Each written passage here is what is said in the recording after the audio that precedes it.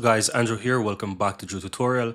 And in this video, I'm going to show you how to make a Google Calendar public. Simple means that you can easily get a link and anyone who has that link, they will be able to view it without any permissions. Now, I would recommend that you give specific permissions to calendars, but if for any reason you want to make a calendar public for the whole world to see, then you can easily do this. Now, what I'm going to do here, guys, I'm going to use, for example, the Drew Tutorial calendar. I'm going to click on that, and as you can see here, I have multiple calendars on the left hand side. Now, how do I go ahead and make this calendar public and get even a shareable link for that calendar?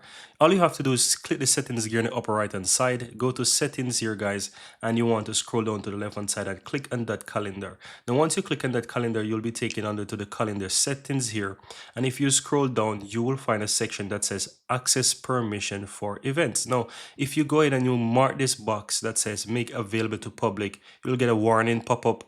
Go ahead and click on OK, and from here you will be able to make it public. And as you can see, it says see all event details, right? So people will be able to see those event details, right? So now all you have to do is just click get shareable link, and here you will see that Google Calendar gives you a link. You can go ahead and you can share this link with anyone by simply clicking on copy link. You'll be able to copy that link and you can share it with them. It is as easy as that. Now what I'm going to do, I'm going to show you how it actually works. I'm going to go ahead and open up, for example, an incognito window here, guys. And I'm going to paste this URL here. So that's a URL. And if I basically put it there, all that person will have to do is basically sign into their account and they'll be able to view it. Now, what I'm going to do, guys, I'm going to simply go ahead and copy this link. And I'm going to take, for example, a different account.